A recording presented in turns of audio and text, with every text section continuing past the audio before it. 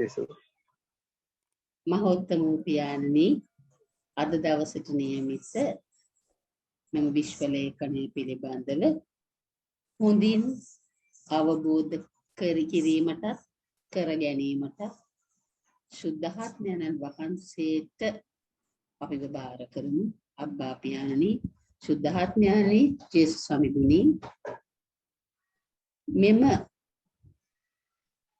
කාල වකවානුව තුළ නොයෙකුත් මානසික ආතතියන් තුළ නිරත වන සෑම දිනවම සුදු ත්‍රිත්වයටම බාර දෙන්න. එම අභියෝග සියල්ල හොඳින් ජය ගනිමිනේ අභියෝග ඉදිරියේ නොසැලී කටයුතු කිරීමට සුද්ධාත්ම වරක් පරිණත භාවයේ ගුණාංග සෑම දිනාටම දානය කළ මැන. සුද්ධාත්මයන්ගේ අවශ්‍ය මඟ පෙන්වීම ඔස්සේ ගමන් කරන්නට ඔබ වහන්සේටම අවදි වෙමින් ජීවත් වෙන්න අපට අවශ්‍ය ඔබ වහන්සේගේම වරප්‍රසාද ලබා දුන්න. මේ කිව්වේ අපගේ ස්වාමින් වන ජේසුස් ක්‍රිස්තුමන් උදෙසාම අපට ලැබේවා. ආමෙන්. Amen. මරියනි ප්‍රේපසාද ප්‍රසාද පුරණවන්තී නතරෙන් ආශිර්වාද ඔබගේ ශ්‍රී කුර්සේ සාන්ත මරියනි දේවමෑණියනි උදෙසා මරණවලදී කළ මැනව ආමෙන් ජේසුස්. පිතාගේ පුත්‍රයාගේ ස්පීරිතු සාන්තුගේ නාමෙන් ආමෙන් ජේසුස්.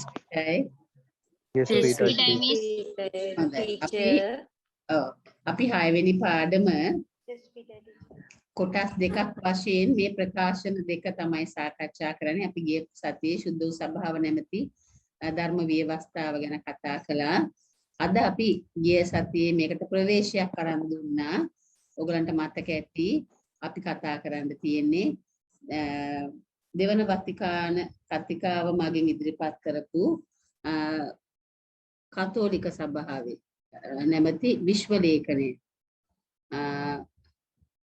වර්තමාන ලෝකයේ සුද්ධ වූ සභාව පිළිබඳ ධර්ම ව්‍යවස්ථාව ගැන තමයි අපි ගිය සැරේ මේකට ඔයගලන්ට ප්‍රවේශයක් අරන් දුන්නා. මතක ඇති.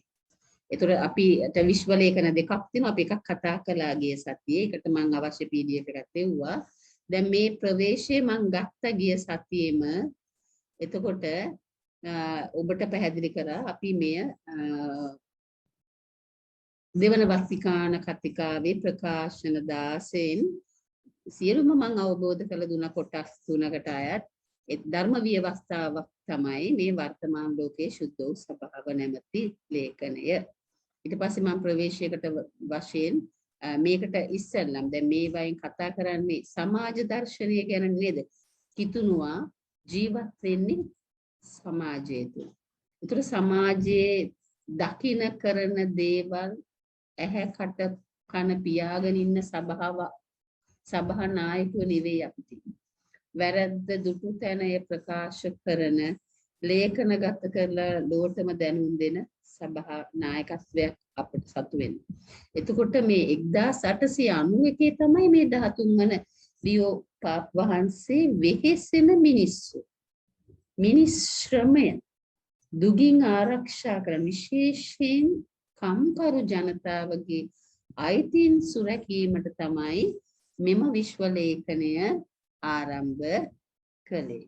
ඊළඟට මම එදා ඔයගලන්ට මතක් කරනවා විතරයි මේ ඒකට හරියටම අවුරුදු 40ක් සපිරෙනකොට ඒ කියන්නේ වර්ෂ 1931 දෙවිනි පියුස් සුදතුම් පියාණන් වහන්සේ මෙන්න මේවා අරමුණු කරගෙන ඒවකට පැවතුනානේ ලෝක සංග්‍රාම. අපි දන්නවනේ හිට්ලර්ගේ නායකත්වයක් නේද? එතකොට මේ වැනි විප්ලව ලැටරන් ගිවිසුම වගේ දේවල් හේතු කරගෙන 40 වසර නැමැති නවතත් විශ්ව ලේඛනයක් මේ ජනතාවගේ දැවෙන ප්‍රශ්න උදෙසා කොහොමද සභාව ක්‍රියා කළ යුත්තේ කියන එක ජනතාව දැනුවත් කරන්න තවත් ධර්ම නැත්නම් ප්‍රකාශනයක් නිකුත් කරා. ඊළඟට 100ක් වසර ඒ කියන්නේ 100 හරියටම අවුරුදු 100 සැපිරෙනකොට අපි දන්නවා මේ දෙවන ජුවාම් පාවුල සුදුතුන් පියතුමා ගොඩාක් සුද්ධවන්තයන් අපට වෙනුවෙන් සුද්ධවන්තයන් බවට පත් කළපු මේ දෙවන ජුවාම් සුදුතුන් පියතුමා 1991 තමයි මේ වෙහෙසෙන මිනිස්සු නැමැති එම ප්‍රකාශනය 100 වසර 100 සපිරෙනකොට මේ පහත සඳහන් වෙන කරුණු මම එදා කියලා දුන්නා. කොයිතරම් කම්කරුවන්ගේ අයිතිවාසිකම් ගැන සභාව කතා කරනවද? තාමත් වසර 100ක් ගිලත් ඒ ගැන තමයි. ඒකම පරිසරයේ කෙරෙහි අවධානය 91 වෙනකොට පරිසරයේ දූෂණයට ලක් වෙද්දී ඒ ගැනත් අවබෝධ කරමින් තමයි 100ක් වසර අපිට දායාද කළේ. ඒකම මේ විදිහට ගලාගෙන යනකොට අපි දන්නවා 23 වෙනි ජුවාම් පාවුල් පාප 23 වෙනි ජුවාම් වහන්සේ තමයි සුදුතුන් පියා තමයි මං කිව්වා දෙවන වතිකාන කතිකාවට මුල පුරන්නේ.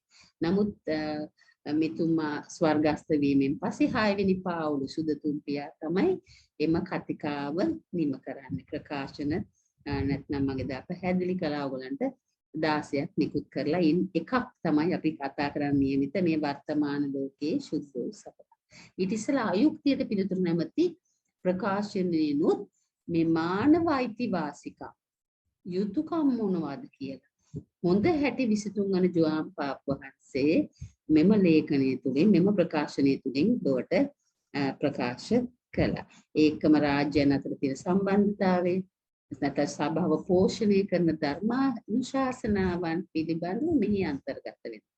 නමුත් අපිට දැන් નિયમિત හරිද 6:2ට අපි මේව ඔක්කොම ප්‍රවේශයක් වශයෙන් සමාජයේ පිළිබඳව ලියවිලා තියෙන විශ්ව ලේඛන පිළිබඳව කෙටියෙන්වත් ඔයගලන්ට මතක් කරලා තමයි අපි මේ අපිට අදට નિયમિત වර්තමාන ලෝකයේ සුද්ධ සභාව නැමැති ප්‍රකාශනයේ අඩංගු වන බොහෝ කරුණු පිළිබඳව කතා කරන්නට යන්නේ. එතකොට මෙහි අපි දන්නවා මෙම ප්‍රකාශනයේ 6 වෙනි පාවුල් පාප් වහන්සේ වර්ෂ 1965 වතිකාන මන්ත්‍රණ සභාව විසින් තමයි මෙය නිකුත් කරන්නේ. මම කිව්ව ප්‍රකාශන 16න් එකක්. හොඳයි. එතකොට ඒ ගිය සතියේ මම මතක් කරලා යද මෙතනට මේ එකතු වුණේ ඔය දක්වා අපි කතා කළා. දැන් ඔයගොල්ලන්ගේ පොතේ සඳහන් වෙනවා. දැන් ඔයගොල්ලන්ට තියෙන පශ්චාත් මන්ත්‍රණ සභා ප්‍රකාශන කිහිපයක්. ඒතර මේවා මතක තියාගන්න ඕනේ. මොකද කෙටි ප්‍රශ්න වලට ඔබෙන් අහන්න පුළුවන්. කෙටි ප්‍රශ්න වලදී ඔබෙන් ඇහුවම ඔබට පිළිතුරු ලියන්න පුළුවන් කරුණු දෙකක් වශයෙන් වගේ ආයි. එතකොට අපි මේවා දැනගත යුතුයි. ඒකයි මම මේවා ඔබට નિયમિત ධර්මාචාර්ය විභාගයේ පොතේ මෙම පාඩමට අදාළ කොටස ඔයාලට පාඩම් කරගෙන පැහැදිලිව ලියන්න පුළුවන් ආකාරයට ඉදිරිපත් කරලා තියෙනවා.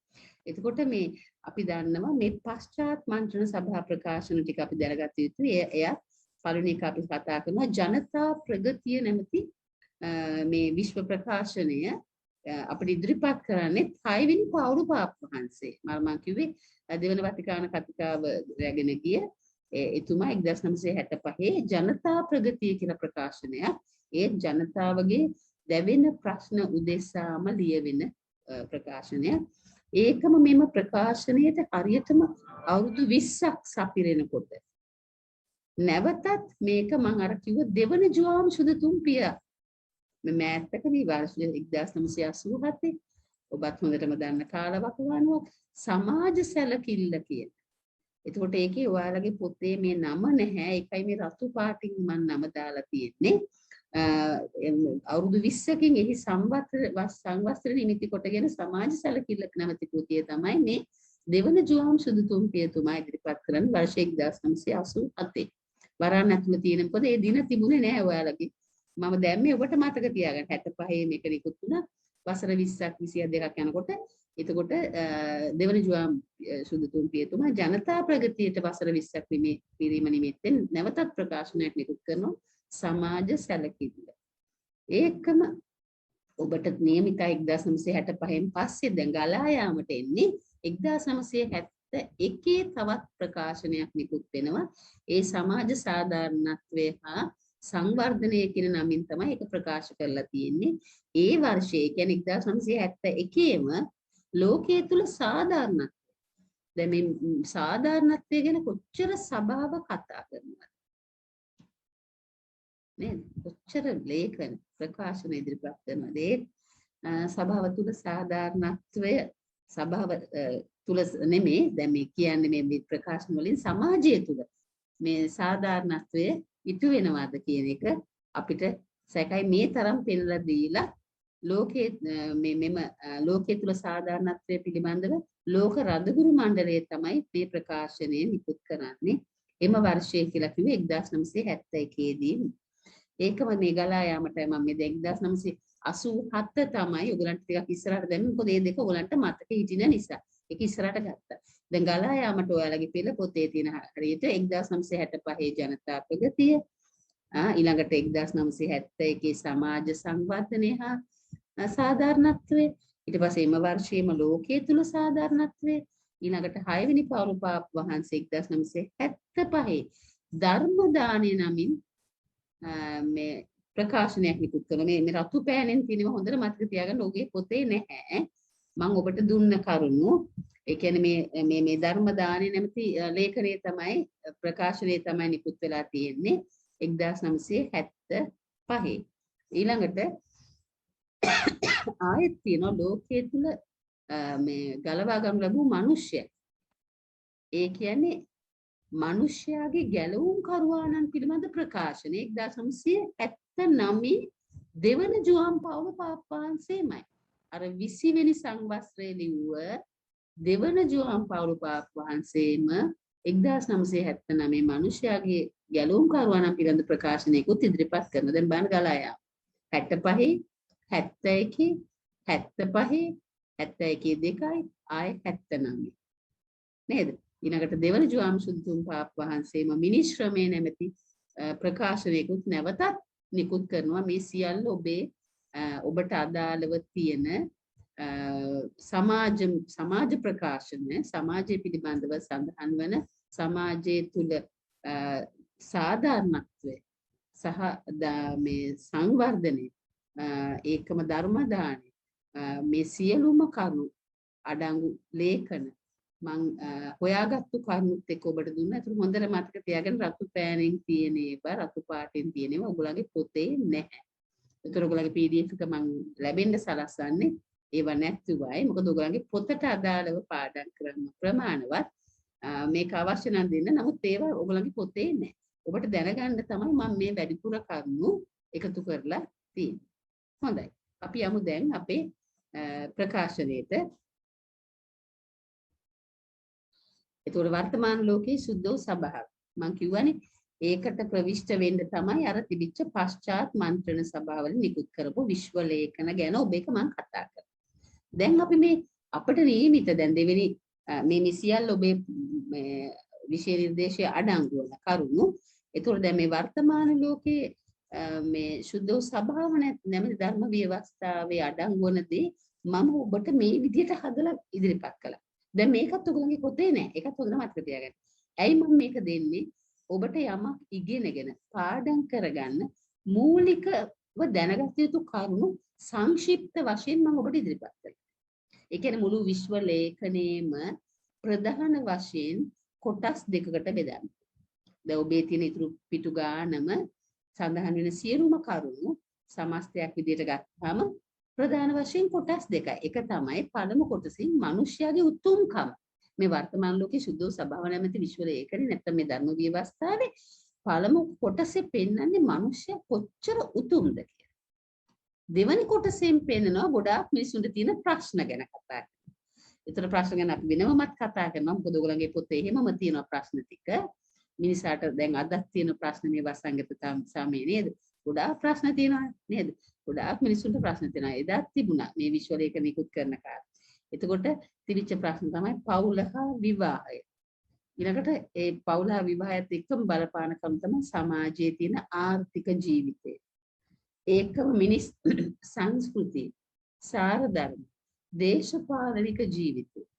ඒකම ලෝක සාමය හා ඊට විරුද්ධව කෙරෙන යුද්ධ. මේ යුද්ධ ඔක්කොම අපි හැමෝටම මුළු විශ්වයටම බලපාන.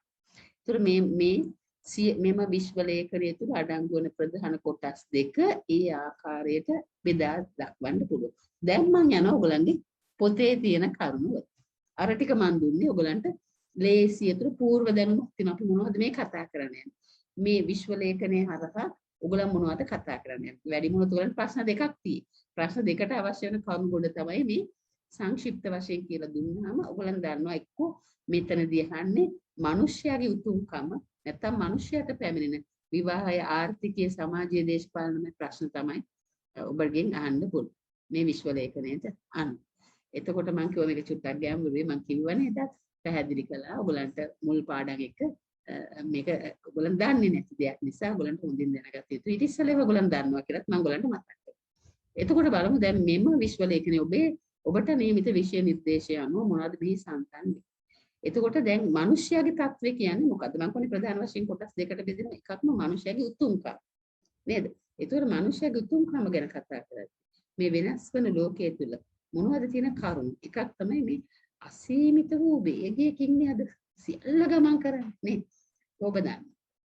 ඒකම පුදුමාකාර විපර්යාසය වලට තමයි මේ ලෝකේ හැම තැනම අපි මේ දකින්න මේ විපර්යාසයන් ලෝක පුරා පැතිර යන හැටි.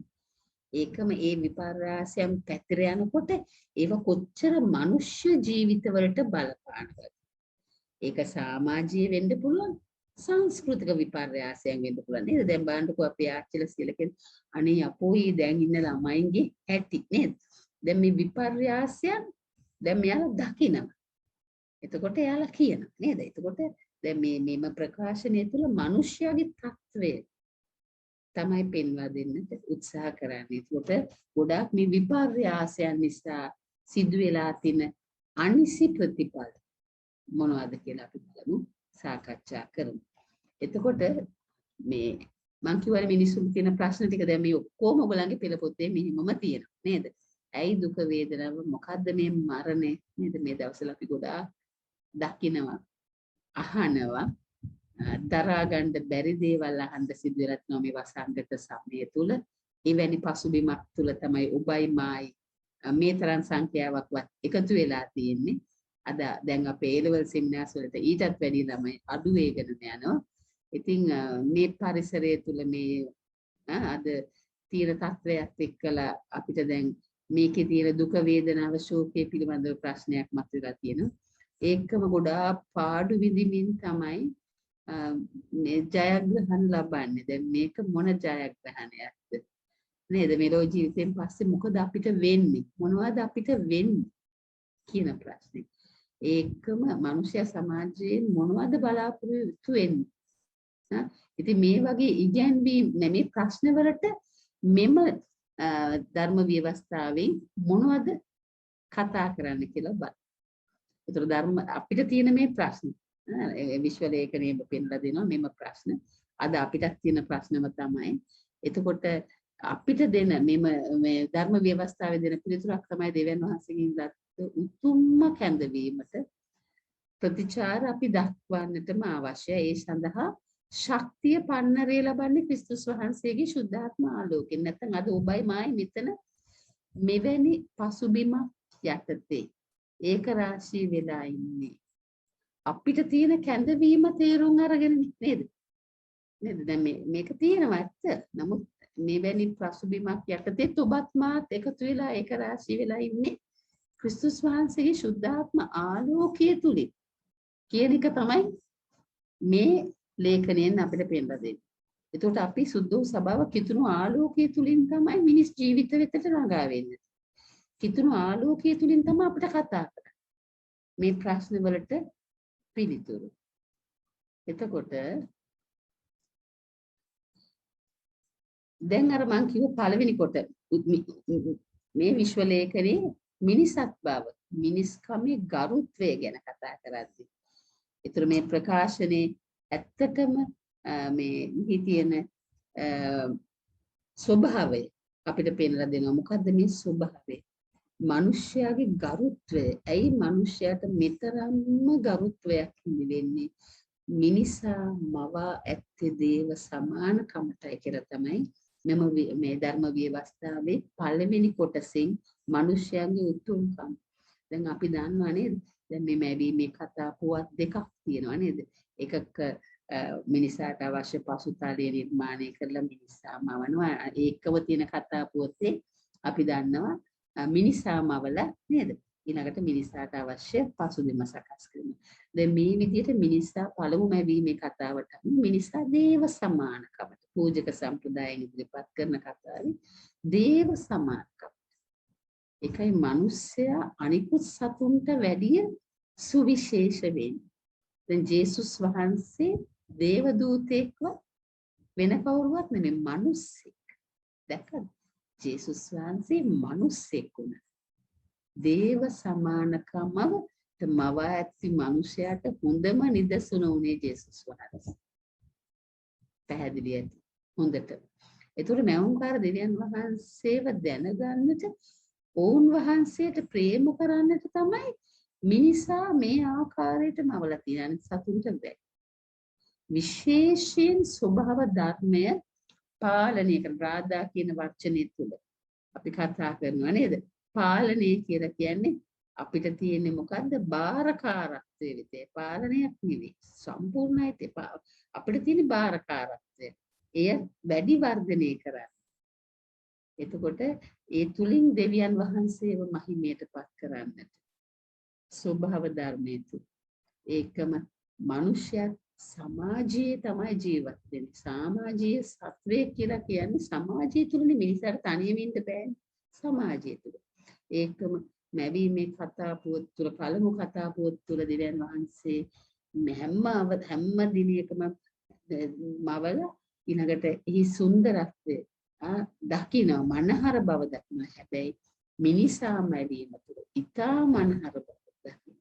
හරි ලස්සනට මේ පළමු මැවීමේ කතුවරය අපිට ගෙනහැර දක්වනවා මිනිසයාට හිමි ගෞරවය දෙන ආකාරය දෙවියන් වහන්සේ. ඊට පස්සේ අපි දන්නවා දැන් මොකද වෙන්නේ කියලා නේද? මිනිසයාට අපි කතා කරන මේවා ගැන ඔක්කොම අපි පළවෙනි පාඩමේදී කතා කරා. පළවෙනි පාඩමේදී අපි කතා කරන්නේ ආයෙත් මතක් කරනවා බොහොම කෙටියෙන් නැත්නම් අපේ වෙලා යන නිසා. මිනිසාට දුන්න නිදහස් කැමැත්ත නේද? ඒක අවභාවිතා කරලා මිනිසා මොකද කරේ? මැවිල්ලට කීකරුණා දෙවියන් වහන්සේට නෙවෙයි. මැවිල්ලටයි කීකරුණා දෙවියන් වහන්සේට නෙවෙයි. අදත් එහෙම නේද? එතකොට ඒක නිසා නෙවෙයිද පාපය හිමි වුනේ? එතකොට පාපේ නිසා මොකද වුනේ? දෙවි මිනිස් සමගතාවය. ඊළඟට මිනිසා ආදම් සහ ඒව අතර තිබිච්ච සමගතාවය නැති වෙනවා නේද? දැන් දෙවියන් වහන්සේ දෙවෙනි කතාවේනේ දැන් මේ තුන්වෙනි කතාවේනේ පාපයට වැටීම. උපත් පොතේ තුන්වෙනි කතාව නෙවෙයි තුන්වෙනි පරිච්ඡේදයේනේ. මේක දෙවෙනි කතාවට අයිති වෙන්නේ. එතනදී අපි දන්නවා හොඳටම කොහොමද මිනිසයා හැසිරෙන්නේ? දෙවියන් වහන්සේව පෙන්නනවා මේ පූජක සම්ප්‍රදාය තුල නේද? මේ කතුවරයා බොහෝම කිට්ටුයි මිනිසයා එක්ක තියෙන්නේ පුදුම සමදතාවයක්, උත්කෘෂ්ඨභාවයක් නෙවෙයි. උඩ ගිහලා හැංගෙනවා. ඇයි හැංගෙන්නේ? නෑ මේ මෙයා මෙහෙම කළා මේ දෙපාවාදී ආදම් ගෙන් අහනකොට ඒව මෙයා තමයි ඔයා මට මවලා දුන්නේ. ඔයා මට මවලා දුන්නේ. ඒතර දෙවියන් වහන්සේට මාවේ වැරද්ද නැත්නම් බෝලේ පාස් කරනවා කියන්න පුළුවන් අපේ වචනෙන් කියනවනේ. ඔයා දුන්න කෙනා දෙවියන් වහන්සේටම වැරද්ද පටවන. එතකොට ස්ත්‍රියක් කරන්නේ කවද? මැවිල්ලට නැත්නම් සාතන්ට මේ වගේ දැන් පාපයක් ප්‍රතික්ෂේප කරලා දෙවියන් වහන්සේත් එක තිබිච්ච සමදයාවක් නැහැ. මිනිසුන් අතර තිබිච්ච සමදයාවියක් නැහැ. ඒතර මොකද වෙන්නේ? දැන් මෙතන පාපී අදම් වල තමයි මිනිස්සයා වහලෙක් වෙන්නේ. නේද? පළමු වැරද්ද කරපු ඒ වගේ පළමු දරුවා කුසේ ඉන්න දරුවා මිනිමරුවෙක් බවට පත් වෙනවා. අකීකරුකමේ ප්‍රතිඵලයක් වශයෙන් ඉන්න පාපේ වහල්කම කොහොමද දරුවන් වෙත ගලාගෙන යන්නේ? පළමු දරුවා දෙවෙනි දරුවව මරා දැමීමට පවා ඉදිරිපත් වෙනවා. මේ කතාවෙන් පෙනෙනවා පාපේ වහල්කම. හොඳයි. ඊළඟට අපි කතා කරනවා ඔයාලා දැන් කොහොමම ඔයාලගේ පිටු අංක 78 79 පෙරලා ගන්න. 78 79 අපි ඉන්නේ.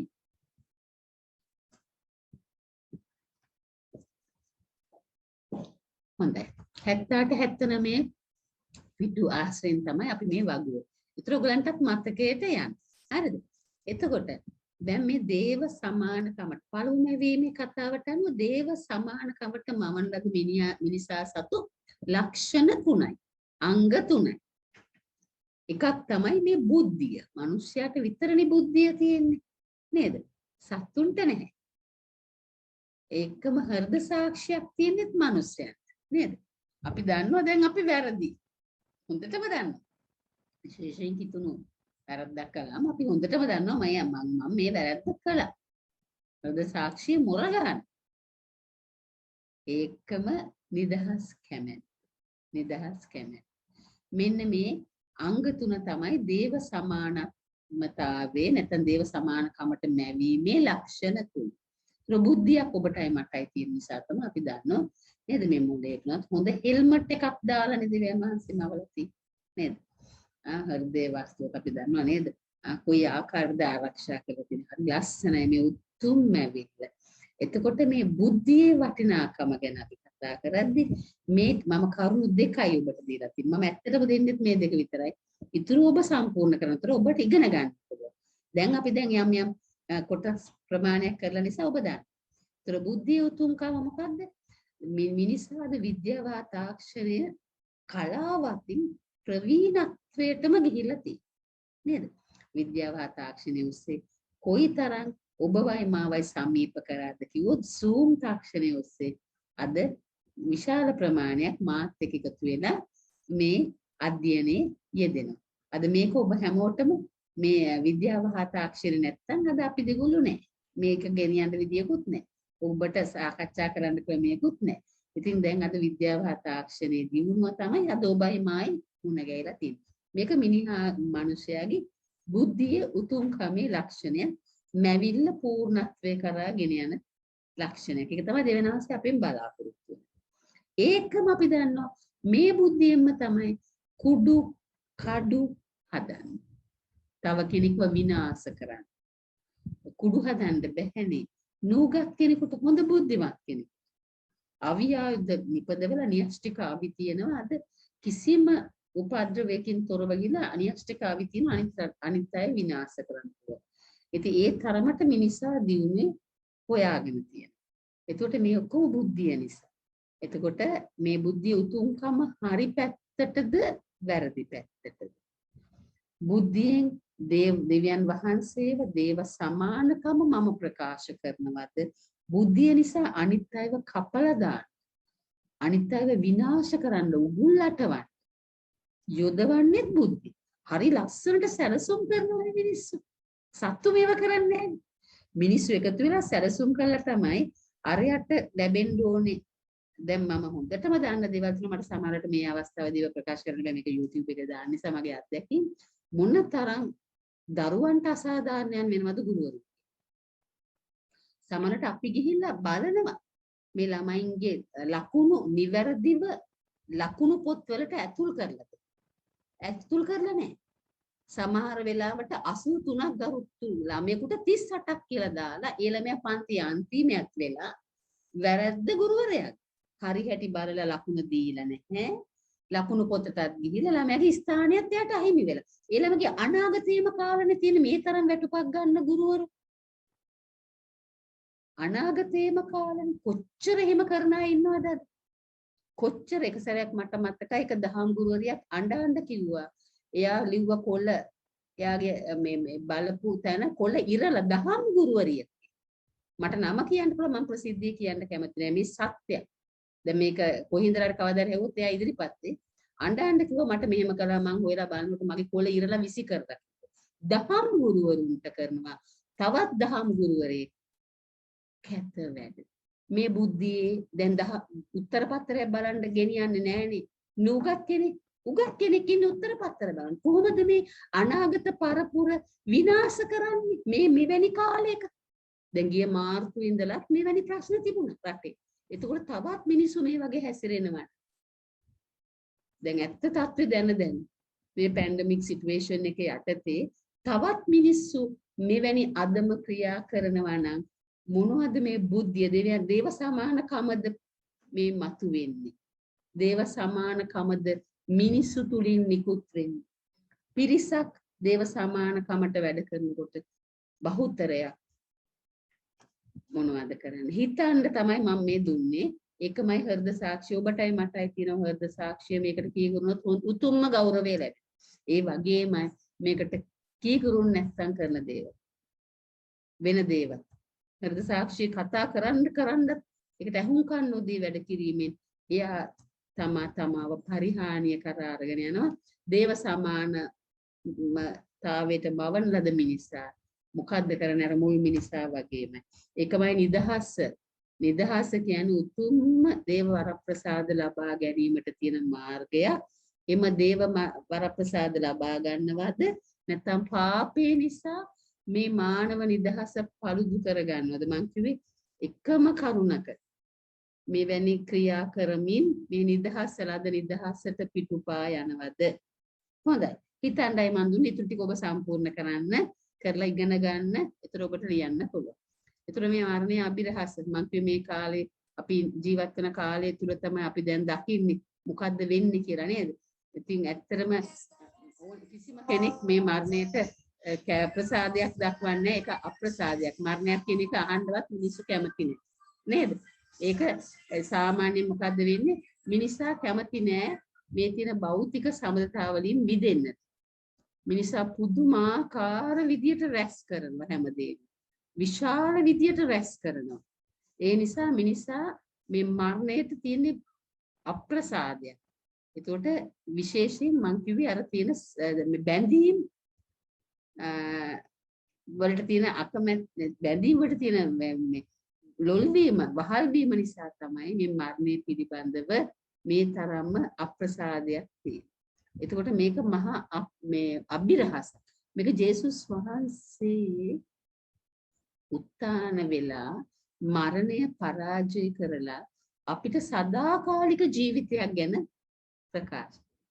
ඒ කියන්නේ ජේසුස් වහන්සේ දේව පුත්‍රයා දේව සමානකමට මවන ලද මිනිසාට මරණය පරාජය කරලා උත්ථානයක් හිමිවන බව ජේසුස් වහන්සේම අපට ක්‍රියාවෙන් පෙන්වලා දුන්න සනාථ කළා. ඒක තමයි අපි දරුවන්ට උගන්වන්නේ. ඒක තමයි අපිට තියෙන මරණේ අභිරහස. ඒතර මරණේ හිමුනේ පාපේ හේතු කොටගෙන. ඒතර ගැලවීම හේතුනේ කීකරුකමයි අකීකරුකමයි හේතු කොටගෙන. කීකරුකම නිසා ගැලවීම, අකීකරුකම නිසා මරණය. හොඳයි. ඒතර සදාතනික ජීවිතයට යන්නට නම් අපිට මරණය හිමි විය යුතුයි. ඒතර මේ කාලේ කවුරුත් කතා වෙන්නේ. ඔබත් මෙතනට එනකොටත් දැන් මගේ තුල උනත් තියෙන හැඟීම් අද මේ පැන්ඩමික් සිටුේෂන් එක තුල මිනිසාට ලෝකේ පුරාම ඉන්න මිනිසාට අත් වෙලා තියෙන තත්ත්වය. හොඳයි. දැන් ඔබේ පිටු අංක 80 තවත් වැඩක් ඔබට කරන්න තමයි මේ තියෙන්නේ. මොකද්ද මේ මම ඔබට අධ්‍යයනය කරන්න පහසු වෙන ක්‍රමයට සකස් කරලා තියෙනවා. ඒතර අදේව දෘෂ්ටිය කියන්නේ මොකද්ද? දේව සංකල්පයක් නැහැ කියලා. දෙවි කෙනෙක් නැහැ. ගොඩක් අය කියනවා කිසිම දෙවි කෙනෙක් නැහැ. හැබැයි දැන් ඇහෙනවා. මේ කිසිම දෙවි කෙනෙක් නැහැ කියපු අය පව කියනවා. මෙන්න මේ වසංගත සමය තුල මේ අනිවාර්යණය කළ හැකි දෙවි කෙනෙකුට පමණයි කියලා. එහෙම කියනවා. දෙවි කෙනෙක් නැහැ කිව්වා අය කියනවා මට ඇහිලා දැන්. නිහඬව බලන් ඉන්නවා ඒගොල්ලන්ගේ දිහා වෙන කරන්න කිසිම දෙයක් නැහැ. ඉතින් අදේව දෘෂ්ටිය අදත් තියෙනවා දෙවි කෙනෙක් නැහැ කියලා කියනවා. ඒකයි අදේව දෘෂ්ටිය කියලා කියන්නේ. ඒකම ක්‍රමානුකූල අදේව දෘෂ්ටිය අනුකුමක්ද කියලා කැවුවොත් සමහර අය දිව්‍ය සංරක්ෂණයට නතුවන්නේ නේ.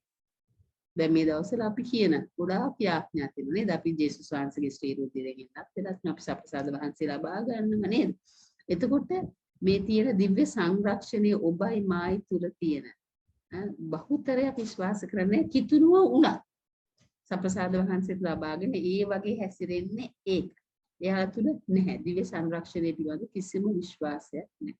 ඒතකොට විද්‍යාව හා තාක්ෂණය තමයි ඒගොල්ලන්ගේ මේ අදේවවාදයේ තහවුරු කරන. ඒගොල්ලන් විද්‍යාව ඔස්සේ හැම දෙයකටම හේතුඵලවාදයක් හොයාගෙන නේද? විද්‍යාව හා තාක්ෂණය තුලින් මිසක් ඒ අදේව දෘෂ්ටි ක්‍රමානුකූල අදේව දෘෂ්ටිය කියලා කියන්නේ ඒගොල්ලන් දිව්‍ය සංරක්ෂණය පිළිබඳව කිසිම විශ්වාසයක් නැහැ. විද්‍යාව හා තාක්ෂණය තුල තමයි සියල්ල තහවුරු කරන්න උත්සාහ කරන්නේ. ඒකම අදේව දෘෂ්ටිය හා සුදු ස්වභාවය ආකල්පය මොකක්ද? මේ අදේව මේ දෘෂ්ටිය පිළිබඳ සුදු ස්වභාව සම්පූර්ණ හෙලා දකින්න. මේ සම්පූර්ණ ප්‍රතික්ෂේප කරනවා. මොකද කිතුසමිදුන් තුල ඔවුන් වහන්සේ පසු ගිහිල්ලා ඔවුන් වහන්සේ උදෙසාම අදටත් ජීවිත පූජා කරන ප්‍රාණ පරිත්‍යාගීවරු නැතුව නෙමෙයි කන්‍යා සුවිරියන් ස්වාමිලා කොයිතරම් ජීවිත පූජා කරනවද අදටත් කිතු සමිඳුන්ව ප්‍රකාශ කරන්නට ගිහිලා. එතකොට අදේව දෘෂ්ටියට තියෙන හොඳම පිළිතුර තමයි මේ ප්‍රාණ පරිත්‍යාගීවරුන් දෙවියන් වහන්සේ උදෙසා තම ජීවිතය පූජා කරන අය. ඒකම නව මනුෂ්‍යයා ක්‍රිස්තුස් වහන්සේ අර මම ඔයගලන්ට වෙරසෙන්න කිව්වා. අපි කතා කරන කොටස්. එතකොට මෙහිදී අපි දන්නවා පළමු ආදම් ක්‍රිස්තුස් වහන්සේට పూర్ව ආදර්ශය. පළමු ආදම්. අකීකරු වුණ නව ආදම් කීකරු වුණා. ඒකට අන්තිම ආදම් ජේසුස් වහන්සේගේ දේව ප්‍රේමය අභිරහස තුලින් මනුෂ්‍යත්වයේ තියෙන ශ්‍රේෂ්ඨත්වයේ අපට සනාථ කළා පෙන්වා දුන්නා. මනුෂ්‍යත්වයේ තියෙන උතුම්කම ජීවත් වෙලා උගන්වපු දහම ජීවත් කළා. කරපු හැම ප්‍රකාශ කරපු හැම වචනයක්ම සජීවී වචන බවට පත් කරා. කවුද? ජේසුස් වහන්සේ.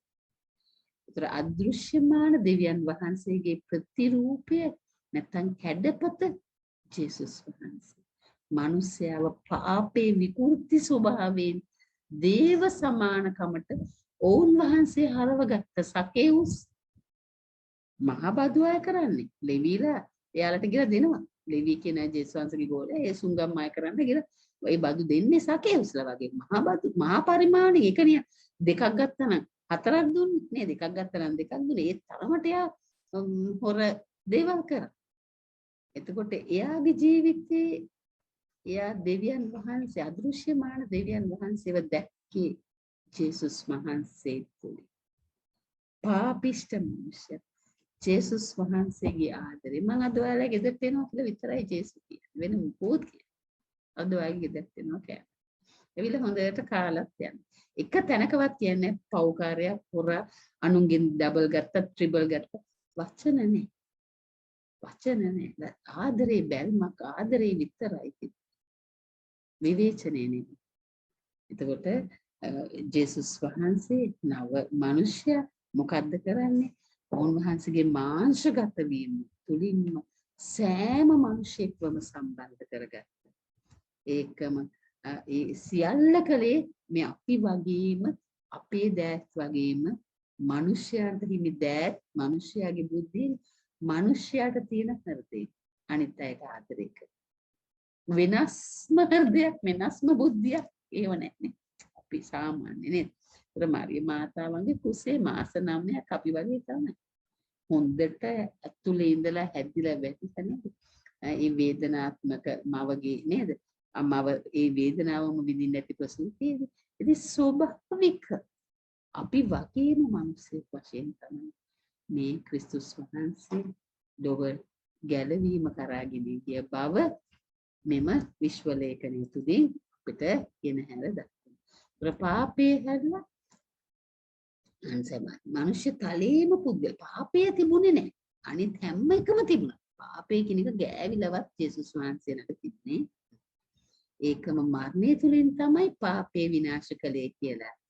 පාවුලුතුමා රෝමවරුන් මකෝ පාවුලුතුමා කියන්නේ මහා උගතෙක් වියතෙක් දන්න උගත් හොඳ උගතෙක් නිසා බොහොම පහසුණා තමුන්ට මේ ගැඹුරු සංකල්ප අපිට ලේඛනගත කරලා පෙන්නන්න රෝමවරුන් ත්‍රිවලිපියේ තමයි තියෙන්නේ.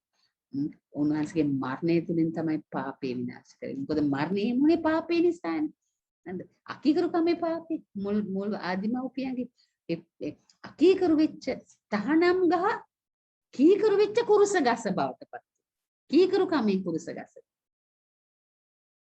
හරි ලස්සනයි. එතකොට උන්වහන්සේ උත්ථාන වෙලා නේද? උන්වහන්සේගේ මරණීය ශරීරයේ ජීවමානව කරමින් සත්‍යතාව කිතුනවන්ට විතරක් නෙවෙයි මුළු මහත් සකල ජනතාවටම අයිති සත්‍යතාවයක් බව ඔවුන් වහන්සේම පෙන්වලා දුන්න ගැලවීම පිළිබඳ. ජුදා ජනතාවට විතරක් නෙවෙයි. මුළු සකල ලෝකවාසීන්ට හිමි දෙයක් බව. ඒකම මිනිසයාගේ සමාජික ජීවිතේ මම කියන්නේ දැන් කොටස් දෙකක් නේ අපි කතා කරේ නේද?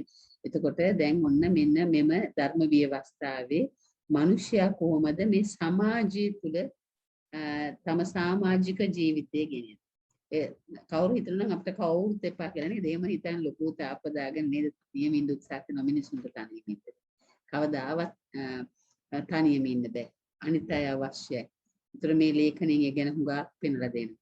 ඒතර අන්‍යෝන්‍ය පෞද්ගලික සම්බන්ධතා ගොඩනගා ගන්නට මෙම ප්‍රකාශනයේ ගොඩාක් ඉවහල් වෙනවා. මොකද්ද මේ අපි දැන් කතා කරන වර්තමාන ලෝකයේ සුද්ධ වූ සභාව නැමැති ධර්ම ව්‍යවස්ථාව.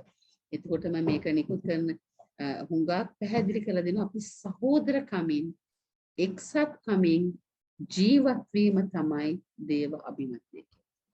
සහෝදරකමින් එක්සත් කමින් ජීවත් වෙන්න සමහර විට හරිම නේද? කට්ටිය එකතු වුණොත් දැන් වාසනාවට අපි එකතු වෙන්න බෑ. නේද? එකතු වුණොත් මොකද ගොඩාක් බහුතරයක්ම කරන්නේ හොඳ දේවල්ද කතා කරන්නේ. අනිත් අයගේ යහපත් දේද කතා කරන්නේ. එකතු වුණොත් මොනවද කතා කරන්න කියලා එකතු වෙන අය දන්නවද? මං ආයෙ කියන්නේ. ඒතර සහෝදර ප්‍රේමයෙන් එකතු වෙන්නේ. එකතු වෙන්නේ අනිත් අය විනාශ කරන්න. උගුල්ලට නේද? ඒ නිසා මෙන්න මේ විශ්ව ධර්ම ව්‍යවස්ථාවේ කියන දේව අභිමතේ වන්නේ එකමුතුයි එක්සත්කමයි. මේක මුල් ස්වභාවයේ තිබුණා. අද නැතුවනු එක්සත්ව සහෝදර ප්‍රේමයෙන් කටයුතු කරන බොහෝ දෙනා අතරේ එක්කෙනෙක් දෙන්නෙක් ඉන්නවා අනිත් පැත්තට අදින අය. එතකොට දේව පනතල පළමු පනසක් ප්‍රේමය. ඒකයි මේකෙන් කියලා දෙන්න උත්සාහ කරන්නේ. ඒ නිසා සැබෑ ප්‍රේමයේ තියෙන තැන දේව නීතිය සම්පූර්ණ වෙනවා. සැබෑ ප්‍රේමයේ තියෙන්නේ කොතනද? එතන දේව නීතිය සම්පූර්ණ වෙනවා. ඒකම සුද්ධ වූ ත්‍රිත්වය බලන්න කොයිතරම් එකඟදව කටයුතු කරන්නේ. අන්න එවැනි ආදර්ශයක් කිතුණු සභාව තුල නැත්නම් මිනිසයා සහ මිනිසයා වෙසෙන සමාජයත් එක්ක තියෙන්නට කියන්නේ ලේසි කරන එක නේද අමාරු. හොඳයි අපි බලමු.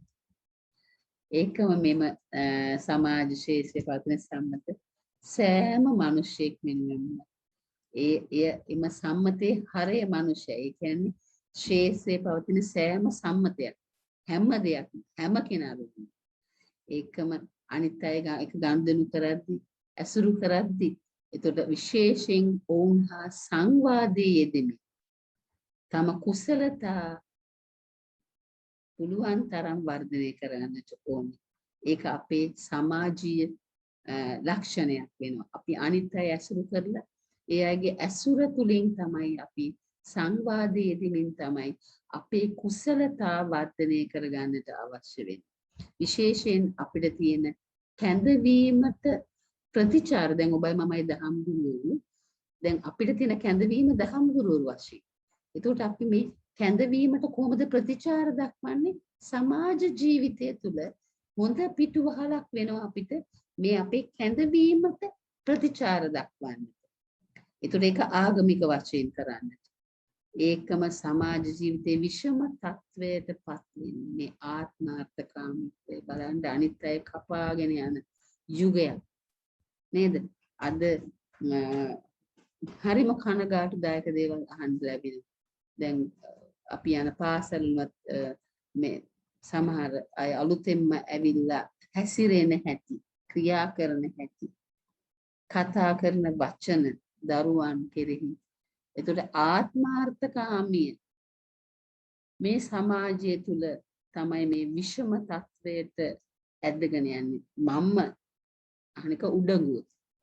දැන් බලන්න හොඳ උගත් අය උපාධියක් නෙවෙයි ඊට වැඩි උපාධි කරපු අය කොච්චර සරලවද ජීවත් වෙන්නේ.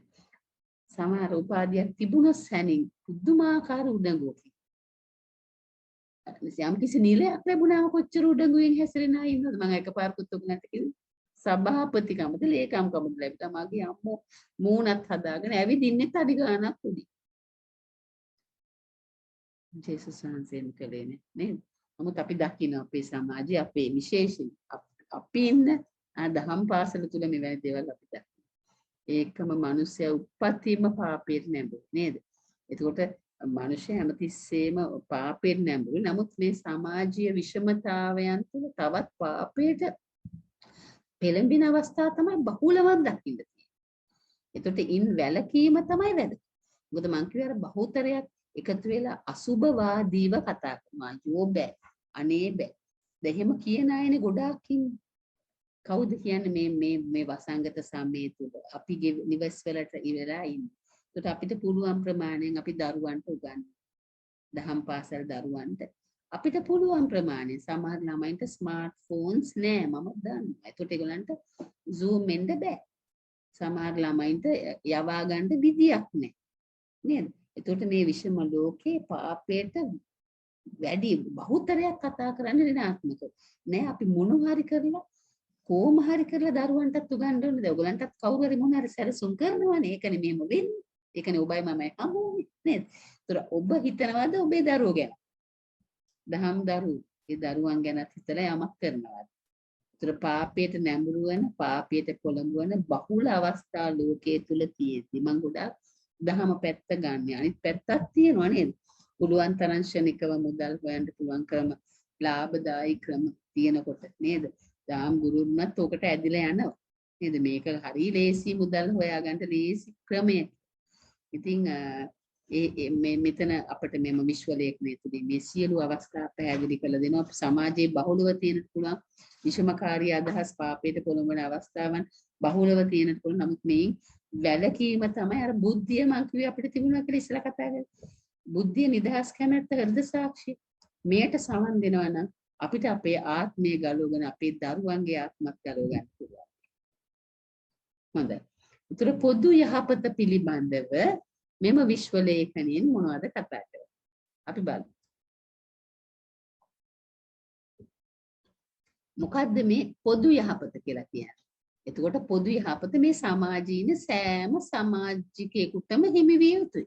එයාලට ඒ අවස්ථා සලසා දෙන්නට ඕනේ.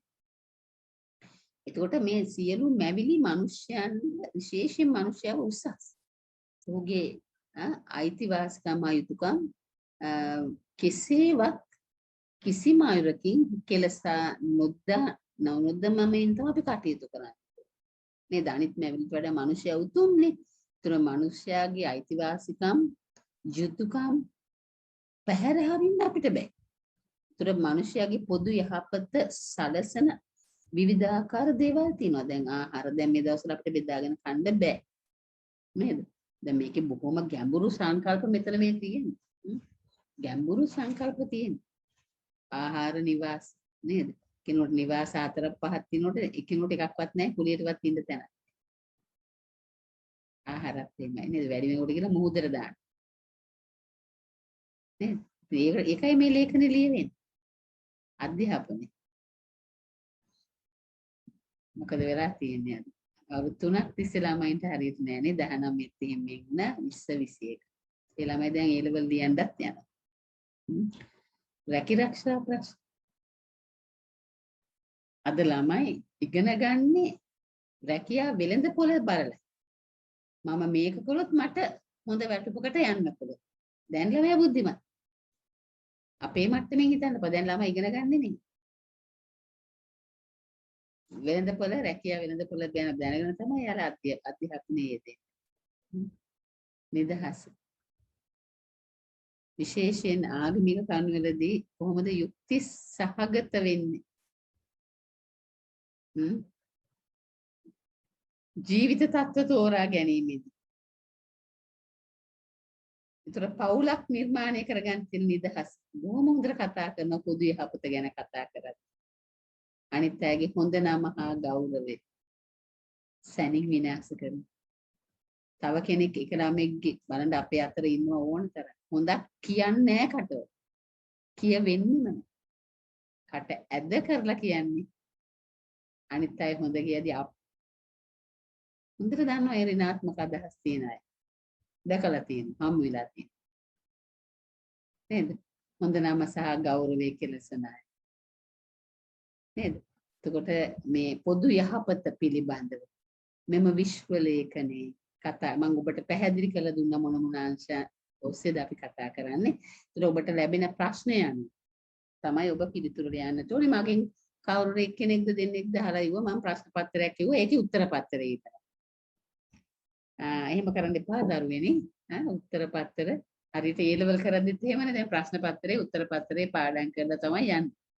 එතනට ගිහිල්ලා ප්‍රශ්නෙට අදාළ උත්තර පාඩම් කරලා ගිහලා හිතපු නැති ප්‍රශ්නයක් આવුත් ලියා ගන්න බෑ. තාමත් ඒ තත්ත්වෙ ඉන්න බෑ. නේද? දැන් අපි හරියට විෂය කරුණු ටික දන්නවා නම් අහන ප්‍රශ්නෙට උත්තර ලියන්න පුළුවන් වෙන්න තුන. දැන් ලැබුණු ප්‍රශ්න පත්‍රයේ උත්තර ඔබ හොයන්න. හොයලා ලියන්න. ඒක තමයි ඔබ ලබන පුහුණු. ඒකයි මම ප්‍රශ්න පත්‍රය දුන්නේ මේ ආකාරයටයි ඔයගලන්ට හදපුම ප්‍රශ්න පත්‍රය. ඉතින් ඒකේ උත්තර මගෙන් අහන්න එපා. ඒක එච්චර සුදුසු නෑ. ඔබ ලියලා බලන්න. ඔබ හොයන්න. දැන් මේකට ප්‍රශ්නයක් ඔබ හදාගන්න. එකතු වෙන්න. එකමුතු වෙන්න.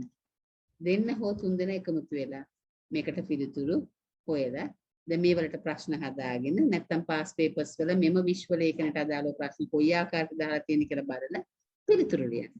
ඒක තමයි හොඳම ක්‍රමවේදය. හොඳයි. අපි බලමු.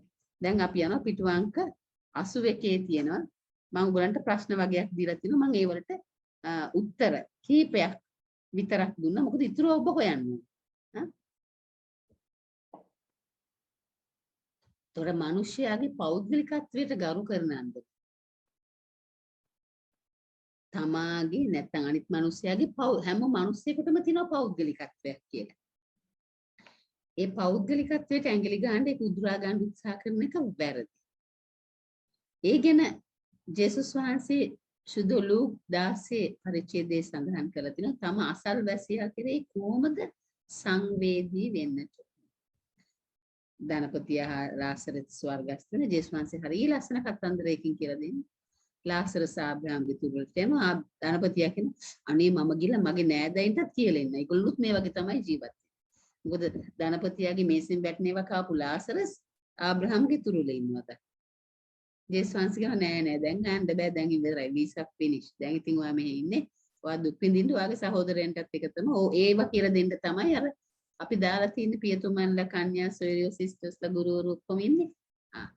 ඒතර හරි ලස්සන. හරියට පෙන්නලා දෙනවා. ඇත්තටම මේ කාලේ ලොකුවට අවදි වෙනවා. අපිට ඉතින් නේද හිමි වෙන්නේ අඩි 6යි. නේද අඩි 4මාරක් නේද? ගැඹුර 3මාරක් දෙක මන්දර පළල. එතකොට මෙහිම ඕකෙත් ඉන්න පුළුවන් අවුරුදු 3ක් 4ක් ඊපස් තව එක්කෙනෙක්ව දාන්න. කිසිම දෙයක් හිමි වෙන්නේ. එතකොට හිමි වෙන්නේ මොකද? හැකි පමණ අනිත් අයට සංවේදී වෙලා බෙදා හදාගන්න. එතකොට මම එක උත්තරයයි ඔබට දාලා තියෙන්නේ. ඔබ හොයන්න ඕනේ පිටු අංක 81 සඳහන් වෙනවා ඉතිරි උත්තර. ඒතර ඔබට ලියන්න පුළුවන්. එකම ඔබට හිරිහැර කරන සතුරන් කට කොහොමද ඔබ ගෞරවයේ ප්‍රේමයේ දක්වන්නේ? ඉතින් මේක කියන්න ලේසි ලියන්නත් ලේසි. කරන්න තමයි නේද? කොච්චර යහපත කළා කොච්චර අය හිරිහැර කරනවද අනිත් අයට? කොච්චර නපුරුකම් කරනවද? හිතා ගන්න බෑනේ මේගොල්ලන් කිතුනුවෝද කියලා. ඒ නමවත් ගැලපෙනවද? කිතුනුව නැතුව වෙන නමක් නැද්ද ඒගොල්ලන්ට දාන්න කියලා හිතෙනව නේද? ඒ තරම් හිරිහැර කරනව නේද අනිත් අය? පුදුමාකාර විදිහට හිරිහැර කරනවා. පුදුම සතුටකුත් ලැබෙනවා හිනාත් වෙනවා. මොකද්ද මේ අපිට උගන්වන්නේ? ඔබගේ සතුරන්ට ප්‍රේම කර. කවුද උගන්වන්නේ? ජේසුස් වහන්සේ. කොහොමද ඉගෙනුවේ? පුරුෂ ගහේ. උදේ ඉඳගෙන පල්ලෑ හින්දලා අපහාස කරන. පුළුවන් නම් බහැලා එන්න කියලා කිව්වා. ඒ අය දිහා බලලා මොකද්ද ජේසුස්ගේ මොවුන් නොදැන කරන වැරද්දට මොවුන්ට සප. ඔබේ සතුරන්ට ප්‍රේම කර. මාංශගත වාක්‍යයන් සහ සාමූහිකත්වයේ පිළිබඳව පොඩි පැහැදිලි කිරීමක් කරන්න කියලා තියෙනවා. ප්‍රමාංශගත වූ වාක්‍යයන් ආරම්භයේ සිටම ඔවුන් වහන්සේ ශ්‍රී වචනය තුල ඉන්නේ. කොහොමද? දෙවියන් වහන්සේගේ පළමු ගිවිසුම ආදිමව්පියන්. එතන තමයි ශ්‍රී වචනය යන්නේ. ගැලවුම් කරුවෙකු වෙනවා. පළමු ගිවිසුම. ඒතර මේ මාංශගත වූ වාක්‍යයන් කියන්නේ ඒ ශ්‍රී වචනේ. ඒතර ඕන් වහන්සේගේ සාමූහිකත්වය මොකද? ඕන් වහන්සේ ආ යන්නේ අපිව දාලා. අපි එක සදාටම ඉන්න දිව්‍ය සප්‍රසාද වහන්සේ විතරක් නෙවෙයි සභාව ස්ථාපිත කරනවා 12 නමක්. 120ක් වෙත සුද්ධාත්ම ආගමනය සිදු වෙනවා. ඔන්න සභාවේ ආරම්භය. පළමු දේශනෙන් 3000ක්, දෙවෙනි දේශනෙන් 5000ක්, පීඩන 10ක් යටත මරන්න ලෝකේ පුරාම මේ සභාව වියත්ත වෙනවා. මාංශගත වූ වාක්‍යයන් සාමූහිකත්වය පිළිබඳව මම එක උදාහරණයක් දීලා තියෙනවා. ඉතුරුව හොයන්න පිටුවන් 81 තියෙනවා ලියන්න. ලියලා පුරුදු වෙන්න. ඒතර මේ පාඩමෙන් අහන ඕනම ප්‍රශ්නයකට ඔයගලන්ට උත්තර ලියන්න පුළුවන් වෙයි. මම මේ අවබෝධ කරමින් සාකච්ඡා කරනවා. හොඳයි. එතකොට වර්තමාන ලෝකයේ සුද්ධ සභාවේ කාර්යභාරය මොකක්ද කියලා මෙම මේ විශ්ව ලේඛනය නැත්නම් මෙම ධර්ම ව්‍යවස්ථාවෙන් අපිට ගෙනහැර දක්වනවා. මොකද්ද මෙහි නැත්නම් මේ අද වත්මන් සුද්ධ සභාවේ කාර්යභාරය මොකක්ද? ඒතර සභාව කියලා කියන්නේ ඔයගොල්ලෝ හැමතිස්සෙම චෝදනා කරන්න පුළුවන් පැවිදි අයෙකුට නෑ. මම කව පැවිදි අය ඉන්නේ 99 ගිහියෝ. ඒකට එහි තියෙන හොඳ නරක ගොඩාක් එන්නේ අපිට. ඒතර මේ ගැළවීම දායක වූ ලෝකාන්ත මෙලෙස නැඹුරුව පවතින. ඒ කියන්නේ අනාගතයේ පිළිබඳ පරමාර්ථයෙන් යුතුව කටයුතු කරන්න තමයි සුද්ධ සභාවට තියෙන්නේ. ලෝකාන්තමය දක්වා මේ ගැළවීමේ පණිවිඩය රැගෙන යනවා. ඒතර මේ දෘශ්‍යමාන සභාව ආත්මික සමාජයක් තමයි මේ සුද්ධ සභාව. ඒ ආත්මික සමාජයක් වෙන සුද්ධ සභාව තුළ ඉන්න මනුෂ්‍ය සංහතිය සමග තමයි යන්නේ. ඒකේ ලෝකේ භාග්‍යයට තභාග්‍යයට කොටස්කාරයක් වෙන්නේ මේ සුද්ධ සභාවමයි. ඒ නිසා සුද්ධ සභාව පුද්ගලත්වයේ ගෞරවය සහ උසස් බව අගය කරනවා. හැම පුද්ගලයෙක්ගේම ගෞරවය උසස් බව සුද්ධ සභා මාතාව අගය කරනවා. ඒකම මිනිසයා සමාජ සබඳතා ශක්තිමත් කරගෙන තමයි ගමන් කරන්නේ. මේ ව්‍යවස්ථාවෙන් පේනවා තනියම යන්නට බෑ. එයා සමාජ සබඳතා ශක්තිමත් කරගෙන තමයි යන්නේ. ඒකම දෛනික ජීවිතයේදී මිනිස් ක්‍රියාකාරීත්වයට වඩා ගැඹුරු අර්ථයක් ගෙනත් දෙනවා. මේ අපේ කාර්යභාරය වෙලා තියෙනවා දෛනික ජීවිතයේ මිනිස් ක්‍රියාකාරීත්වයට ගැඹුරු අර්ථයක් දක්වන්න. මොකද්ද මේ දෛනික ජීවිතය කියන එක? ඒකම මේ මානව සංහතිය තුළ මානසික ස්වરૂපය වර්ධනය. මනුස්සකම කියන එක මනුස්සකම මිනිස්කම වර්තමාන ලෝක සුද්ධ සභාවේ ලොකුම කාර්යභාරය මනුස්සකම. සත්තු නෙවෙයි. මිනිස්සුන්ට වැරදුනාම hina වෙනවා නම් hina යනවා නම් මනුස්සෙක්ද හිතන්න. ඒතර සභාව එකිනෙකාට දෙන්නට උත්සාහ කරන උපකාර මොනවද? සුදු සභාව සමාජය තුළ ජීවත් වෙමින් මොනවද එකිනෙකාට දෙන්නට උත්සාහ කරන උපකාර? ඒතරම සැබෑ කියන්නේ මනුෂ්‍ය සභාවේ මනුෂ්‍ය පැවැත්ම තමයි සැබෑ අරුත තමයි එළිදරව් කරන්න ඕනේ. මොකද මේ මනුෂ්‍ය පැවැත්මේ සැබෑ අරුත? අපි මිනිස්සු පැවැත්මේ තියෙන සැබෑ අර්ථය මොකක්ද? මිනිස් පැවැත්ම. ඒතර තම ජීවිතය පිළිබඳ තම ජීවිතයේ ක්‍රියාකාරීත්වය පිළිබඳ මරණය පිළිබඳව මහත් කුතුහලයකින් තමයි මිනිස්සු ඉන්නවා කියලා කියන්නේ. කොහොමද අපි ජීවත් වෙන්නේ? මනුෂ්‍යයාගේ ජීවිතේ කොයි වගේද? මිනිස්සු ක්‍රියා කරන්නේ කොහොමද? මරණය මොකක්ද කියන මහත් කුතුහලය මිනිසා තුළ තියෙනවා. ඒතර මේක නිශ්චල පිළිතුරකුත් නැහැ. නමුත් දිය හැක්කෙත් එකම දේ දෙවියන් වහන්සේට විතරයි අපි පිළිගන්නේ. නිශ්චිත පිළිතුර තියෙන දෙවියන් වහන්සේලාට. එතකොට මනුෂ්‍ය පුත්‍රයන්න් තුලින් ගැඹුරු සත්‍යතාවයන් එළිදැක්වුවා. යේසුස් වහන්සේ මේ ගැඹුරු සත්‍යතාවයන් අපිට එළිදැක්වුවා. ඒකෙම විවිධ දූෂිත මතවලින් මිනිසයාගේ උතුම්කම ආරක්ෂා කරන්නට සුද්ධ සභාවට වගකීමක් තියෙනවා. දූෂිත මත අපි දන්නව නේද? කෙනෙක් ගැන බොරුවක් දූෂිත කතාවක් මතයක් නේද? ඒව ආරක්ෂා කරන්න ඕනේ සභාව. ඒකම දේව නීතියෙන් ඈත් වෙලා තම පුද්ගලික අයිතිවාසිකම් විතරක් සපුර ගන්නට මිනිස්සු හිතන ගොඩාක් අය හිතන දේව නීතිය ගැන පොඩ්ඩක්වත් හිතන්නේ. තම පෞද්ගලික අයිතිවාසිකම් ගැන බලනවා මිසක් දේව නීතියක් ගැන හිතන්නේ නැහැ. එයින් පුළුවන් තරම් ඈත් වෙනවා. ඒකෙන් මොකද්ද වෙන්නේ? මිනිස්යාගේ උතුම්කම රැකෙනවා නෙමෙයි, මිනිස්කම පරිහානියට ලක් වෙනවා. මිනිස්කම පරිහානියට ලක් වෙනවා. ඇයි? තමා ගැන තම පෞද්ගලික අවශ්‍යතා සපුරා ගන්නවා මිසක් අනිත් අය ගැන හිතන්නේ නැහැ. ඒකනේ මෙච්චර දෙයක් දැන් රටේත් වෙලා තියෙන්නේ නේද? තමා ගැන විතරයි. අනිත් අය ගැන හිතන්නේ නැහැ. එතකොට දැන් අපි හිතමුකෝ ඒ ගැන හිතද්දි දැන් තමාට පොඩ්ඩක් හරි ලෙඩක් තියෙනවා කියලා දැනෙනවා උණ ස්වභාවය. දැන් මේ කියන ලක්ෂණ තියෙනවා නම් අපි එළියටවත් යන්නේ හොඳනේ, අනිත් අයට බෝ වෙනවානේ. ඒක හිතන්නේ. තියෙද්දිත් යනවා. තමාගෙන් 100කට බෝ වුණත් කමක් නෑ. ඇයි මේ වගේ ආත්මාර්ථකාමීව හිතන්නේ? ඒතර සබාව මනුෂ්‍ය සමාජයට දෙන්න උත්සාහ කරන්නේ මොන වගේ උපකාරද? ඔයගොල්ලන්ගේ ওই මාතෘකාමයි මම ගත්තේ පොතේ තියෙන මාතෘකාමයි. ඒතර සුද්ධ සබාවට බාරවලා තියෙන ආගමික මෙහෙවර. අධ්‍යාත්මිකත්වයේ උපනංවන උසස් කරන මෙහෙවරක් තමයි සබාව මනුෂ්‍ය සමාජයට දෙන්නට උත්සාහ කරන්නේ. ඒකම මනුෂ්‍ය සමාජයේ දේව නීතියෙන් ශක්තිමත් කිරීම තමයි. මුළු මහත් මිනිසාවම දේව නීතියෙන් ශක්තිමත් කරන එක තමයි සබාවේ අරමුණ. දේව නීති. එතකොට දයාව, පුණ්‍ය ක්‍රියා, සත් ව්‍යාපාර වගේ දේවල් තමයි ගොඩක් කරන්නේ සඳහා. දයාවේ පුණ්‍ය ක්‍රියා කොච්චර සුද්ධ සබාව තුළ සිදු වෙනවා. මේ කාලේ විශේෂයි. කොයිතරම් නිහඬ සේවයක සබාව යෙදෙනවා. සමහර ඒවා අපිට දැනගන්නත් ලැබෙනවා.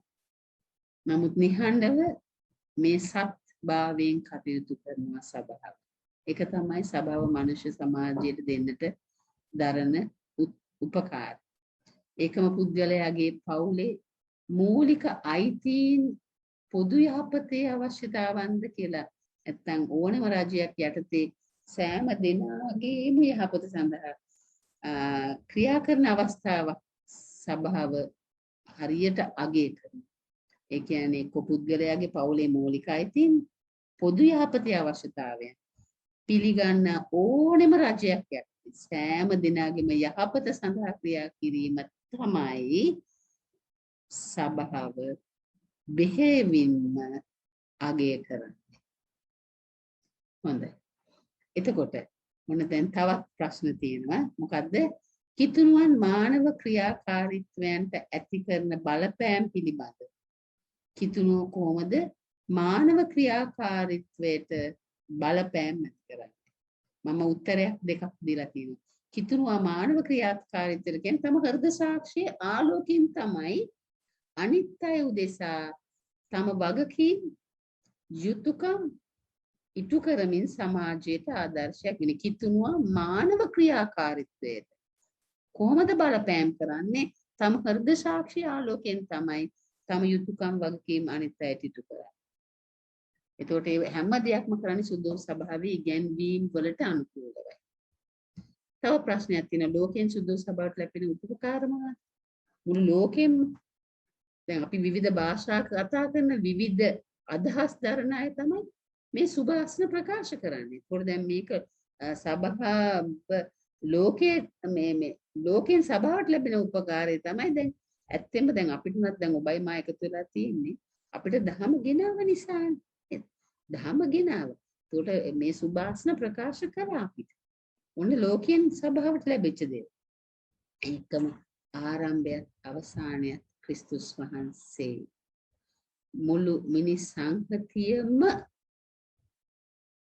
කේන්ද්‍රස්ථානයේ කිතුස් මිදුන් ජීවතුන්ද මලුන්ද විනිශ්චය කරන්නේ ඔවුන් වහන්සේමයි. මුළු මිනිස් සංහතියම කේන්ද්‍රස්ථානයේ ජේසු. ඒ කියන්නේ අපිව ජීවත් වෙන අය මලුන්ව විනිශ්චය කරන්න කවදා හෝ ජේසුස් වහන්සේ වැඩම කරන බව අපි විශ්වාස කරනවා. හොඳයි.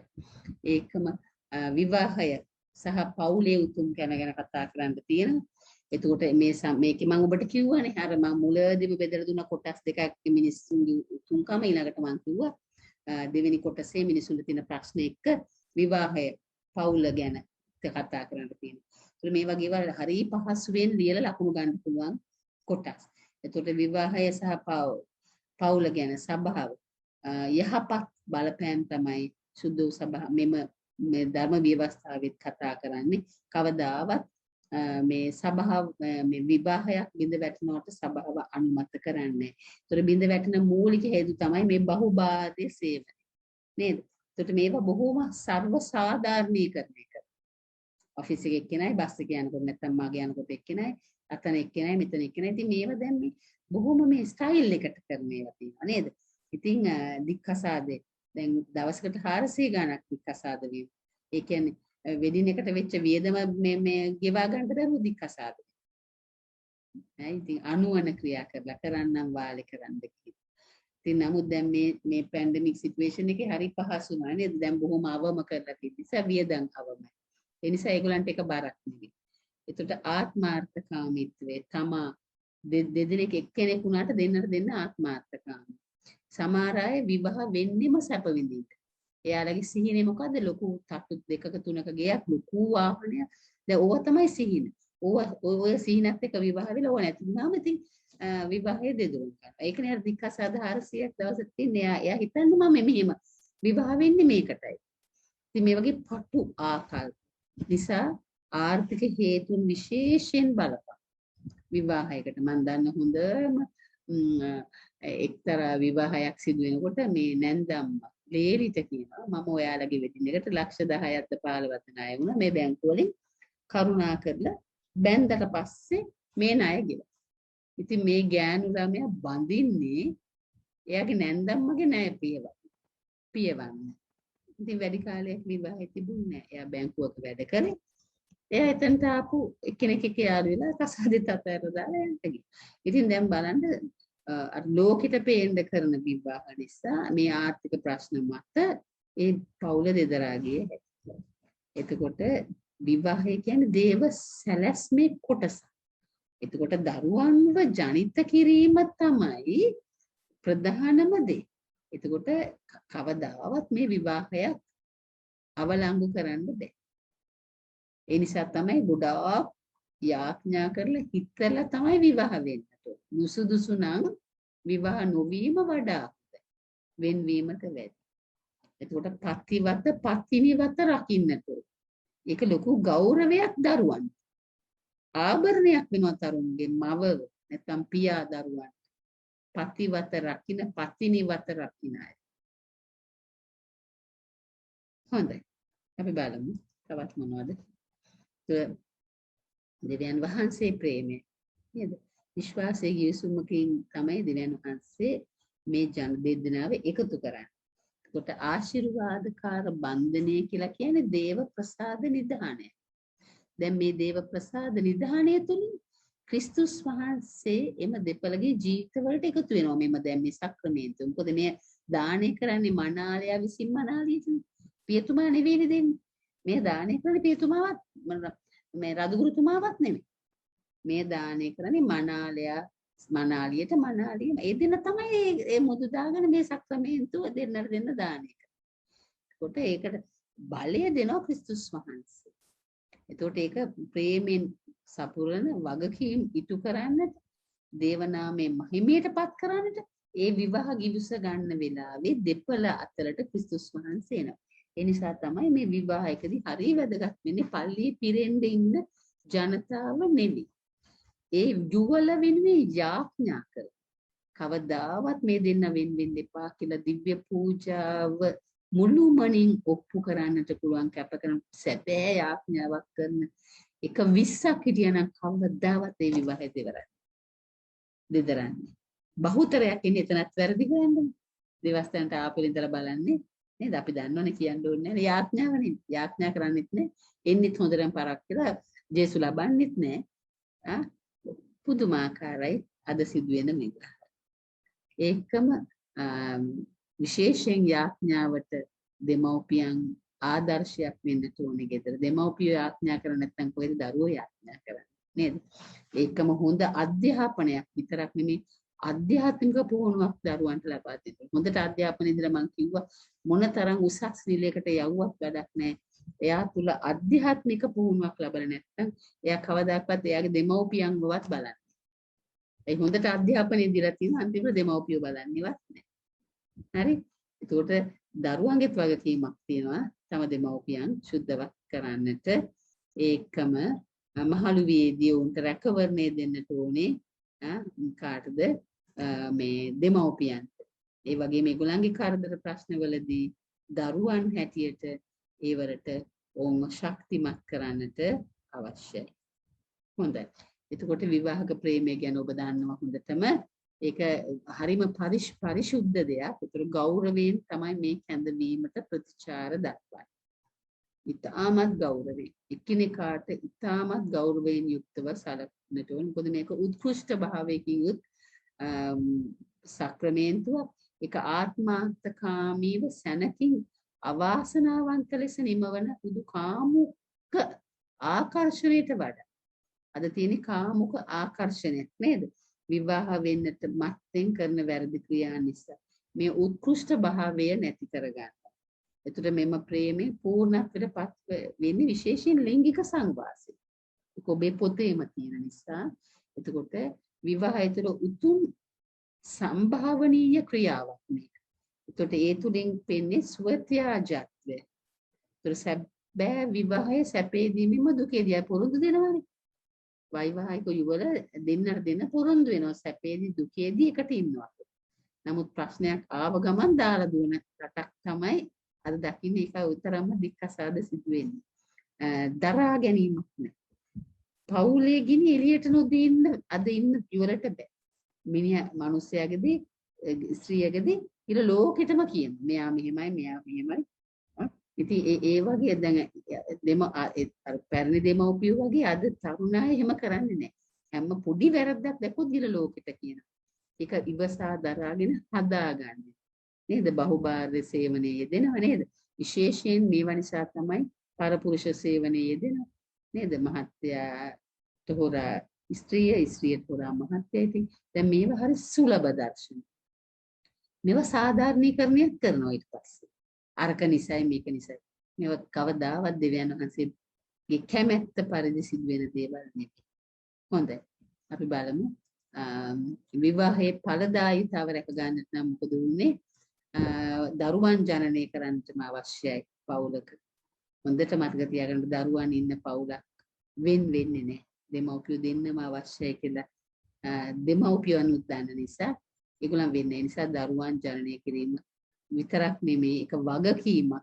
ඒ වගකීම විතරක් නෙමෙයි ඒ දරුවන්ව ඇති දැඩි කරන්න ඕනේ. අර මං ඉස්සෙල්ලා කිව්වා වගේ සභාවේ උන්නතිය සඳහා තමයි දරුවන්ට මඟ පෙන්වන්නට ඕනේ. ඒගොල්ලන් නොසෙල් වෙන සභාව තුල හොඳින් අරටු ඇති ශාක බවට පත් කරන්න පුළුවන් දෙමව්පියන්ටයි සභාව තුල යැපෙන සභාව ආරක්ෂා කරන පිරිසක් බවට පත් කරන්න ඕනේ. එතකොට දැඩි ආශාවක් තිබුණා ඔවුන්ගේ විවාහය බලංගු බව නැතිවන්නේ නැහැ. ඒ කියන්නේ විශේෂයෙන්ම දරුවන් ලැබීමට දැඩි ආශාවක් තිබුණා. දරුවෝ ලැබුණේ නැති වුණා විවාහය අවලංගු වෙන්නේ නැහැ. විවාහය ඒ ආකාරයට පවත්වාගෙන යන්න පුළුවන්.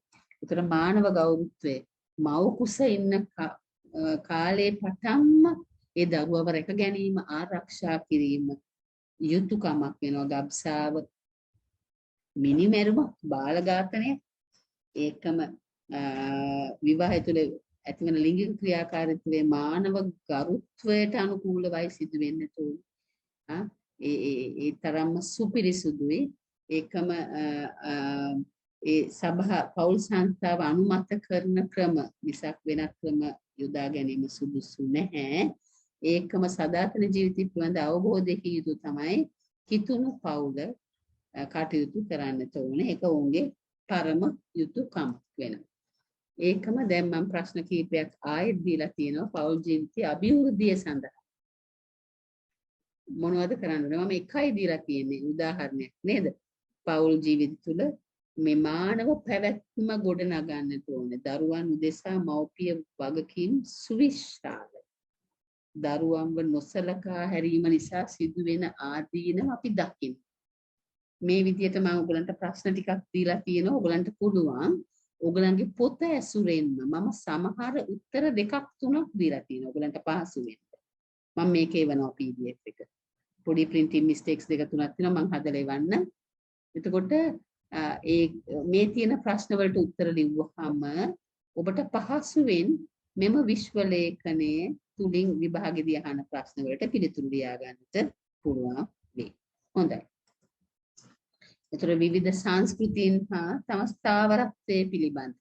දැන් අපි දන්නවා සංස්කෘතියක් තමයි රටකට බෙහෙවින් සදාචාරයේ සඳහා ඉවහල් බඳින අපේ ශ්‍රී ලංකාවේ සංස්කෘතියක් තියෙනවා. දැන් මේක නෙමෙයි යුරෝපීය සංස්කෘතිය. සංස්කෘතිය වෙනස්. ඒගොල්ලන්ගේ විවාහයට පෙර හැසිරෙන විදිය, විවාහයෙන් පසු හැසිරෙන විදිය යුරෝපා රටවල දැන් අපිටත් වැඩිය හොඳ. හරියට බැලුවොත්. යාළුවගේ දවුල් පවුල් රැකගෙන හරි ලස්සනට ජීවත් වෙනවා දැන් අපිටත් වැඩිය. අපේ නෑ. ඒතර මේ සංස්කෘතිය, දේශපාලනය, ආර්ථික මේ සියල්ල තුල තමයි අපි මේ අපේ ස්ථාවරත්වය රඳා ගන්නට ඕන. ඒතර මම කරුණු දෙක තුනක් දීලා තිනවා සමාජ ආර්ථික ජීවිතයට කොහොමද මේ දියුණුව බලපාන්නේ. ඒතර මිනිස් ශ්‍රමය ගොඩාක් වටිනවා සමාජ ආර්ථික ජීවිතය. එතකොට විශේෂයෙන් මිනිස් ශ්‍රමය මිල කරන්න බැරි. නමුත් එම ශ්‍රමයට සරිලන වැටුපක් දෙනවා. මම දන්නවා සමහර අයගෙන් අධික වැඩ අරගෙන මහන්සි වෙලා 150ක් 200ක් එහෙම දින අයත් ඉන්නවා. ඇත්තටම මරවල. ඉතින් ඒක මිනිස් ශ්‍රමයට කරන සාධාරණයක් නෙවෙයි. එවැනි වැටුප් එවැනි දෙයක් කරන්නේ එයාලා උගත් නැති නිසායි. එතකොට උගත් අයටත් එයාලගේ ශ්‍රමයට සරිලන ආකාරයේ වැටුපක් ලබා ගැනීමේ අයිතියක් තියෙනවා. තමුන්ගේ හැකියාවලට අදාළ රැකියාව ලබා ගැනීම මිනිස් අයිතිවාසිකමක්. මේ විදියට මෙම විශ්ව ලේඛනයේ අර මම මුලදී දුන්න ආකෘතිය අනුව විවිධ පැතිකඩයන් ඔස්සේ සාකච්ඡා කරන ඔබට අහන ප්‍රශ්න මේවා වෙන්න පුළුවන්. සමහර ප්‍රශ්න මම උත්තර 3-4 දීලා තියෙනවා. සමහරට එකයි දීලා තියෙන්නේ. ඔබ ඊටුව හොයලා ලියලා සූදානම් වෙන්න. ඒතර භාණ්ඩ නිෂ්පාදනයේ තියෙන පොදු පරමාර්ථ මෙම විශ්ව ලේඛනයේ අන්තර්ගතයි. එතකොට එතන වැදගත් දෙයක් තියෙනවා සාගින්නෙන් මරණාසන්න වූවන්ට කෑම දෙන්න. එසේ නොකළහොත් ඔබ වුන් මරා දමන්නේ. ගොඩක් හිතන්න වෙනව නේද මේ දවස්වල ආහාර.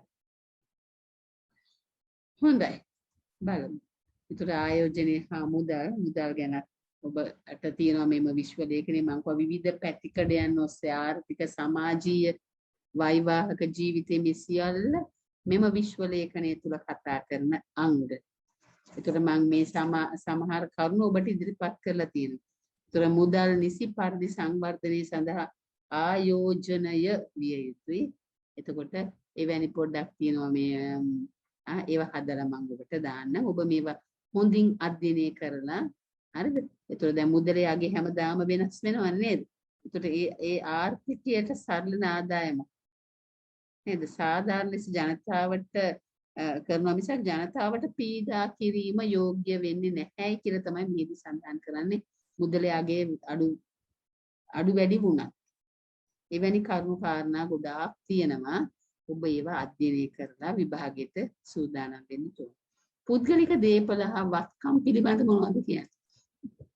තමන්ගේ අනන්‍යතාවයේ කුසලතා ප්‍රකාශ කරන තමන්ට යම්කිසි මුදලක් දේපලක් වත්කමක් තියෙනට ඕන. ඒක තමුන් සතු කරගන්නට පුළුවන්. මොකද නැත්තම් කොහොමද තමන්ගේ අනන්‍යතාවය පෙන්වන්නේ? ඒතර තමන්ගේ කුසලතා වර්ධනය කරගන්නටත් යම් කොටසක් අවශ්‍යයි. ඒ නිසා යම්කිසි දේපලක් තියාගන්නට පුළුවන්. ඒකයි මෙහිදී අපිට මෙම ධර්ම ව්‍යවස්ථාවෙන් පෙන්වන්නේ. ඒතර තම පැවැත්මට අවශ්‍ය අවම වත්කම් ප්‍රමාණයක් තමන් සතු කර ගැනීම තමයි මෙහි මූලික අයිතිවාසිකමක් හැටියට පෙන්වන්නේ. ඒකම ඉඩම් හිමියන් තම සේවකයන්ට ගොවීන්ට බද්දට දෙන අය, මම මේකේ බද්දට කියන වචනේ දාලා නැහැ, බද්දට දෙන අය, ඒ අය ගැන මානුෂිකව කටයුතු කරන්න.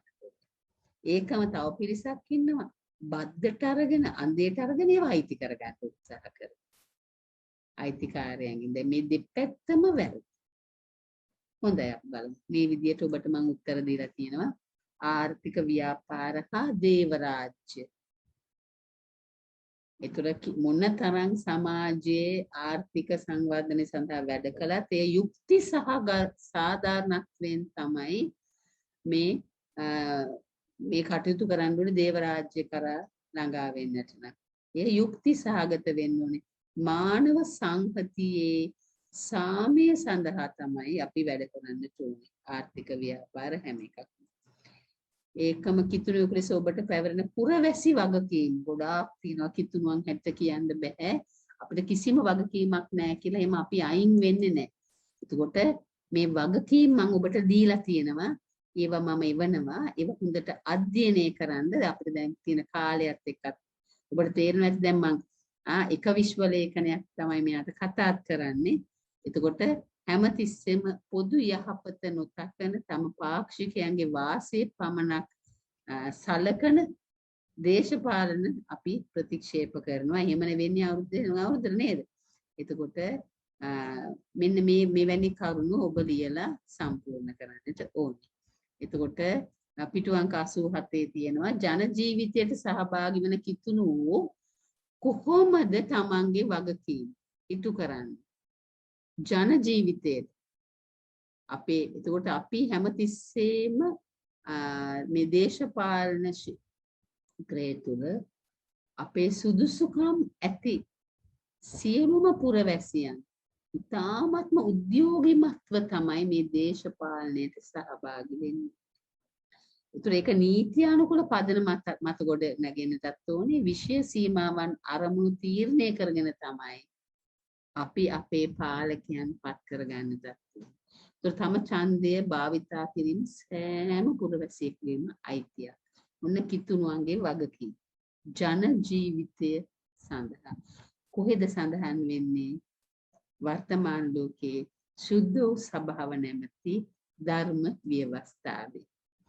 එතකොට රටවැසියන් පටු ආකල්ප වලින් තොරව තමයි විශේෂයෙන් තම දේශයට හිත ඇතිව කටයුතු කරන්නට ඕනේ.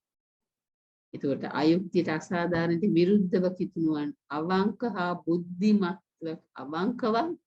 බුද්ධිමත්වයි ක්‍රියා කරන්නට ඕනේ. අයුක්තියට අසාධාරණයට විරුද්ධ වෙන්නට ඕනේ. එතකොට තවත් මම මේ ප්‍රශ්න ටිකක් දීලා තිනවා කෙටි සටහන් ලියන්න කියලා. ඔබේ මෙම විශ්ව ලේඛනයේ යුද්ධ වැළැක්වීම පිළිබඳව මොකද්ද විශ්ව ලේඛනයේ තියෙන්නේ? සාමය නගාලීම අන්තර්ජාතික සම්බන්ධතා කොහොමද දියුණු කරන්නේ? දේශපාලනය හා සුද්ධ සභාව කියන්නේ මොකක්ද? මේවා ඔස්සේ ඔබ පොඩි පරිච්ඡේද තියෙන්නේ.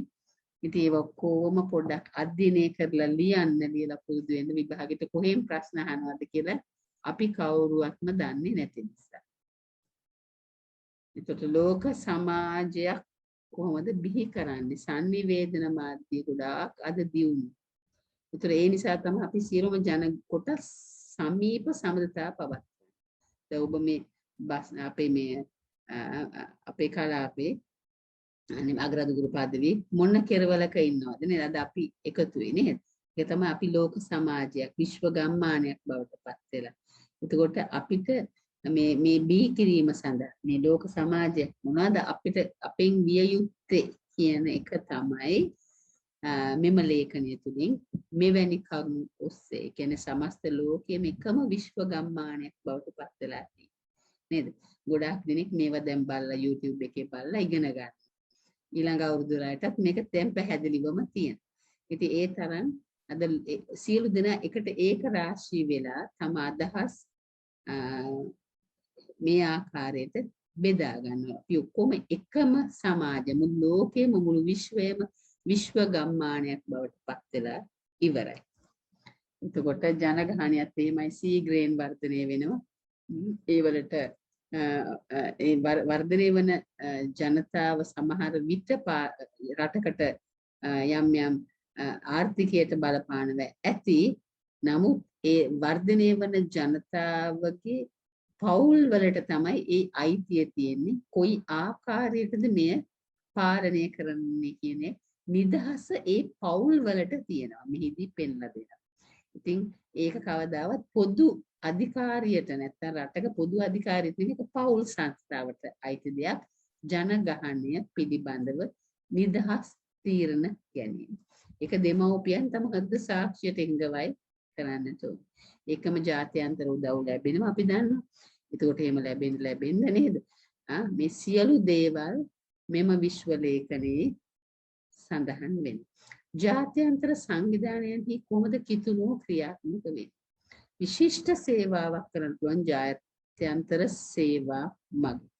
විශේෂයෙන් සාමකාමී ලෝකයක් බිහි කරන්නට මේ ජාත්‍යන්තර සේවාවලට පුදුමාකාර සහයෝගයක්, පූර්ණ සහයෝගයක් ලබා දෙන්නට. හරි. ඒකම මම හිතන්නේ අන්තිම කරුණත් අපි සාකච්ඡා කරා වෙලාවත් හරි. ඉතින් මම කොහොම මේවා ටිකක් ගැඹුරුයි. ඒකේ ඉතර අමාරු නොවෙන්න මම පහසු වෙන විදියට තමයි ඔයාලට සකස් කරලා තියෙන්නේ. පහසුවෙන් තේරුම් ගන්න සහ ඒ කරුණ වලට පිළිතුරු ලියන්න පුළුවන් වෙන ආකාරයට ඔබට ඉදිරිපත් කරනවා. මොන හරි ප්‍රශ්න තියෙනවද?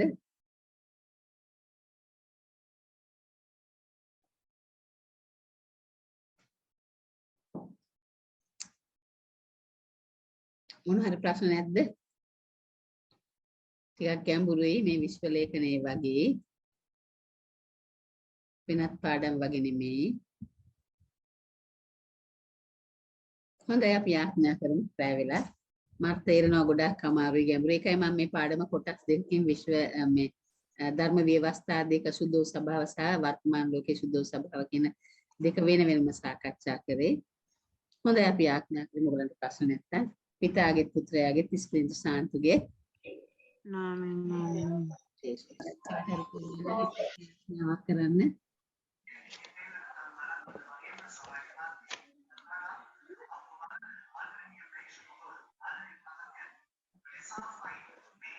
කවුරු හරි ස්තුති ආඥාවක් කරන්න.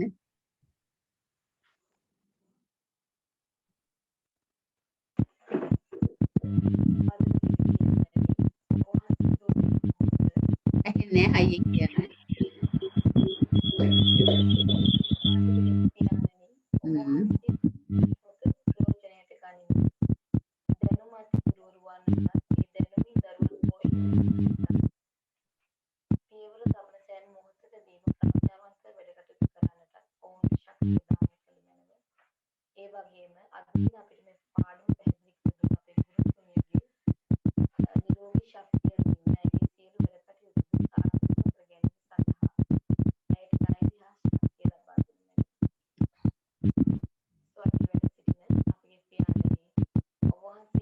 ශ්‍රී නාමයට ප්‍රශංසා වේවා. ඔබ වහන්සේගේ රාජ්‍ය පැමිණේවා. ඔබ වහන්සේගේ කැමැත්ත ස්වර්ගයේ මෙන්ම වේවා. අපගේ දිනදා භෝජනය ආද අපට දානය කළ මැනව. අපට වර්තමානයේ වැරදි අප